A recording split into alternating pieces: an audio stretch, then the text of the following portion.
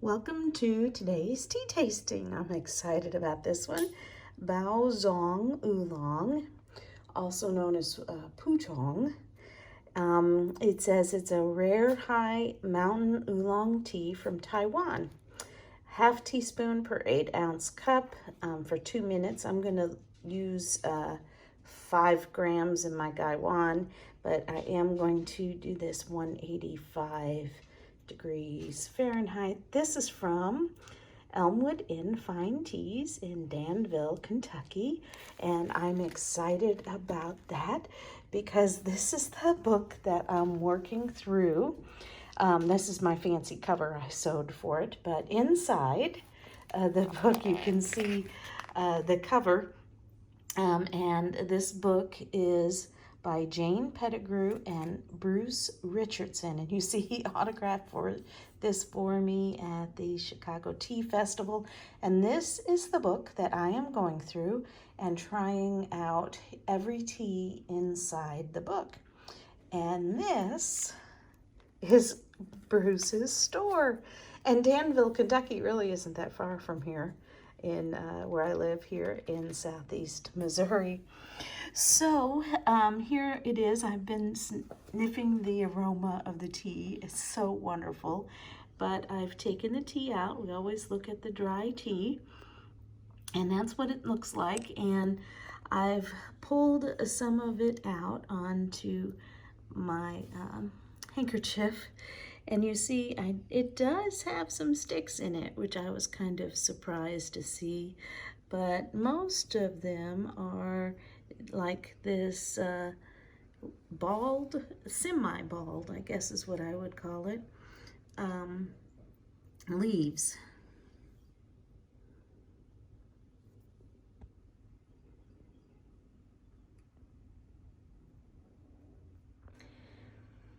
Try to do 5 grams for all my tea, so all my tastings have the same parameters. But there is a good shot of what the tea looks like. The lighting's a little better. You do see the lighter colors, which are the sticks. So, as expected, here is the color of the liqueur. For something lightly oxidized, it is definitely a lighter color.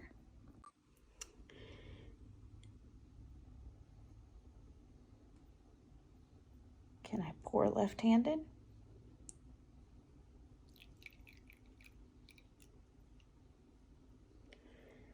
So there is the color in the cup, and this is the leaves after about 20-second steep. Not quite unfurled yet. I'll show you again after a few more steeps. Here's the leaves after, I think we did 3 brews. You can see they are kind of green. Very nice. I'm not sure they've opened up all the way yet. So my husband was asking me, he said, it says 8 ounces. And I said, well, let's just do it. This is the Eastern brewing method, and this is the Western brewing, which says half teaspoon. So I got out a teaspoon, and you can see, compared to my 5 grams, how much tea this is. It's not very much. And so I can measure ounces. I'm gonna put that tea in there. So this gaiwan is actually 5 ounces because I've measured it before. And we're going to do all the way up to 8 ounces on here. 2 minutes was not very long. So you see the difference where you have more leaves with less water or less leaves with more water. And I think I can get a whole lot more brews out of this. So I decided to go ahead, since this is 8 ounces, and put it in, I believe this is an 8-ounce cup. Now, it does say you can brew this up to 8 times. I'm already on 4 on my other one. You see the color is much, much lighter on the Western brew. There you see on the right, the Eastern, I did it about 20 seconds, but I have a lot more leaves and less water. And the Western on the left, a full 2 minutes instead of 20 seconds or less with fewer leaves. The Western brewing on the package is nice, but it definitely loses a lot of the flavoring. So here are the leaves after many steeps. You can see they finally unfurled. I actually put one right here so you can see it is a very large leaf. It's amazing how it goes from that to that, and it is very green.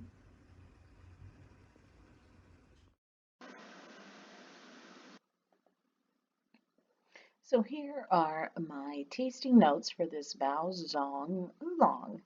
And this is also known as a Pouchong. I had no idea what a Pouchong was, and every time I saw that word, I was like, I've got to try it. So I'm finally trying it. It's also the Bao Zhong, the words are put together. The Pouchong is an old Romanization. That's what I saw. Kind of trying to, I guess, Americanize the words. This is from Elmwood Fine Teas, May 16th, 2021. It was my grandpa's birthday. I miss him. It is an oolong, although you're going to see in a minute, it's not really. The origin is the New Taipei Pingling district of northern Taiwan. And this is from the website. It is a rare high mountain oolong. And as you'll see, this is normally from a lower elevation. And I had to put those puzzle pieces together by reading and studying. Here's an image for New Pai City. I did also search for Pingling District, and this is what it gave me. So it is at the northern top of Taiwan, and the Pingling District. Now, I searched for Pingling, and all I could ever come up with was Pinglin, and it is over here, but it is near this New Taipei City. So, and it is in this area. You can kind of see a red line. So I'm not certain, but I think that's probably where it is grown. Down here, this is the map at Elmwood Teas. It's also the map that they have in their book, but they had this in the description of the tea where you bought it. You can see here this Wenchen is here in this green area, and the purple area is Taipei. And this was also from the website. I guess these are the actual gardens that this tea came from, so that's kind of cool. I always love kind of seeing that. This is, I'm not sure, I didn't note where I got this off of the internet, but it's also another map that shows New Taipei City and Taipei City. So New Taipei City is, from this map, looks like it's in the Wenchen, and just Taipei City is by itself. Didn't even notice that when I put this in here. So Wenchen is the southernmost part of Taipei. So this is another map that I found online. So you can see that this pink area is the same shape as this, and Wenchen, it shows, is at the bottom.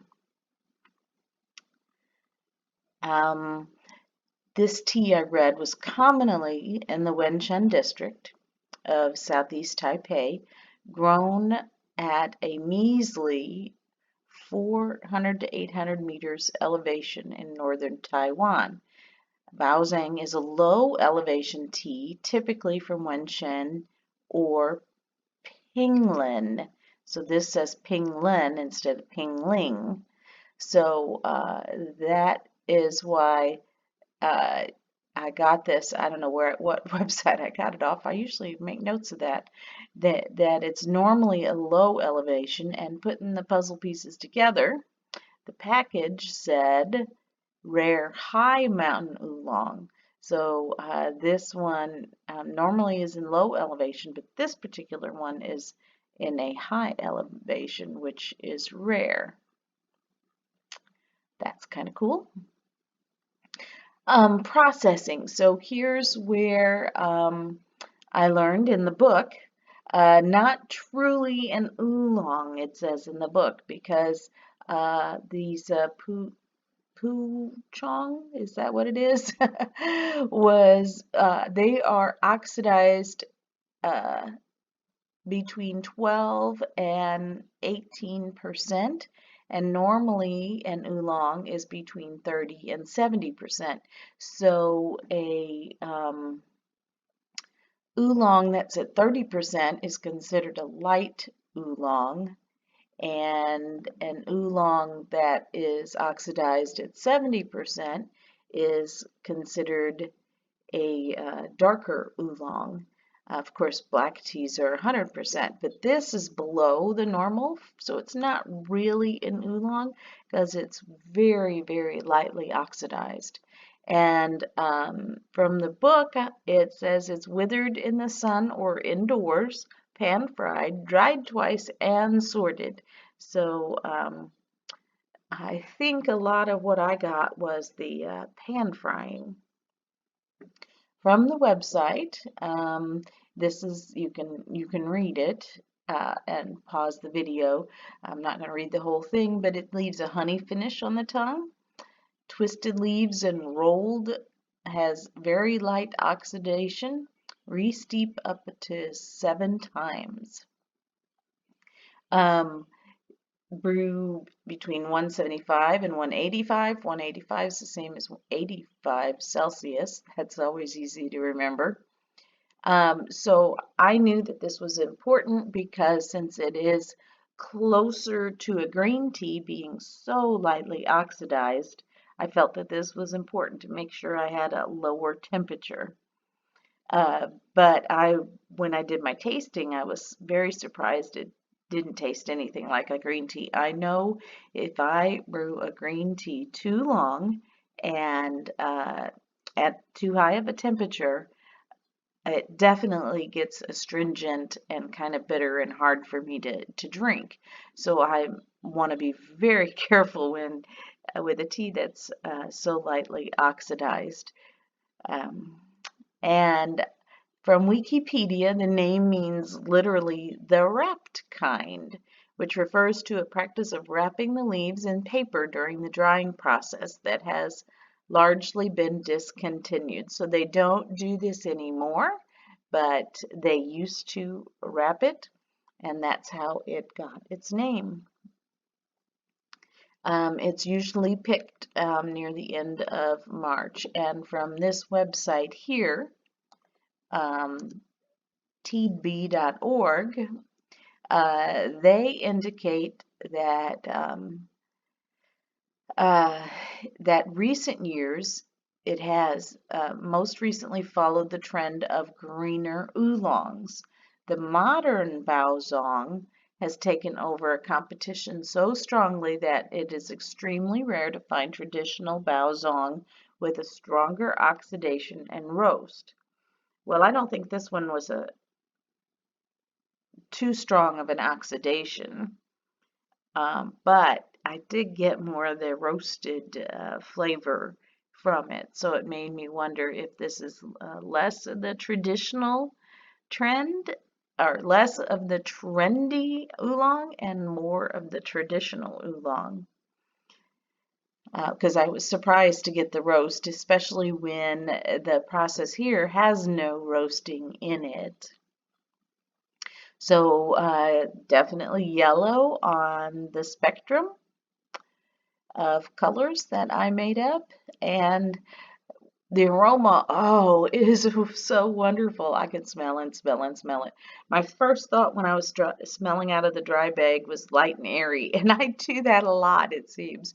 And then I have to smell more and smell more and smell more, and then it just seems to build in my nose. And then I got a lovely earthy aroma that was fairly strong for the dry leaves that came forth, and it smelled roasted to me. That's what, and that roasted is in the earthy category, and I was not expecting that, but I suppose it's from the pan fry. That's what's making it smell. That's what I'm smelling.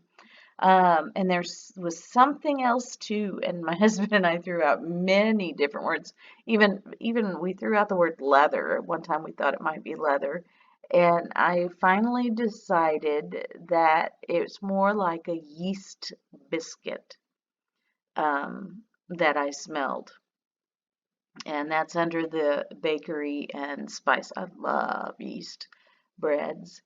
The wet smelled the same, only stronger as expected. The body was very light. I've decided I'm going to change my bodies. I have 5 uh, categories, and I never use the lowest one, which is delicate, and I never use the highest one, which is very full, and I rarely use the full, but I'm just going to stick with light, medium, and full on my bodies. The 5 categories came from Sue's at B&T, but I decided after trying to use them that I'm going to stick to 3. Astringency was smooth and low. That's the lowest category. I'm going to actually redo my graphics and put numbers on these body and astringency categories so we know that it's the lowest. First steep for the taste, I got buttery and creamy, which was not like the aroma. So that was interesting. Honey was also present, as in the description. I would say custard was a good word, but without added flavors. So, not chocolate custard or vanilla custard or whatever, just kind of that mouth feel of custard is kind of what I got in the taste. Now the second steep was still creamy and honey, but it overlaid with the pan fried more. And the third steep was more the pan fried. So the creamy and honey kind of went away, but that pan fried or roasted stayed, and I quite enjoyed it. I liked it. This does taste more like an oolong than a green tea. I was afraid with the low oxidation that it would taste like a green tea. Nope, tastes like an oolong. I did get a lot of steeps out of it, but you saw I used 5 grams, as I do with all of my tastings. So that was quite a bit of tea, took up quite a lot of the package, but I pretty much, yeah, I got a lot of steeps all day long off of it. Very cost effective for the amount of tea I put in there. Finish was juicy at first. I've got a typo. Juicy at first, but then evaporates quickly. So that no lingering taste in the finish. It was just juicy and mouth-watering and then evaporated.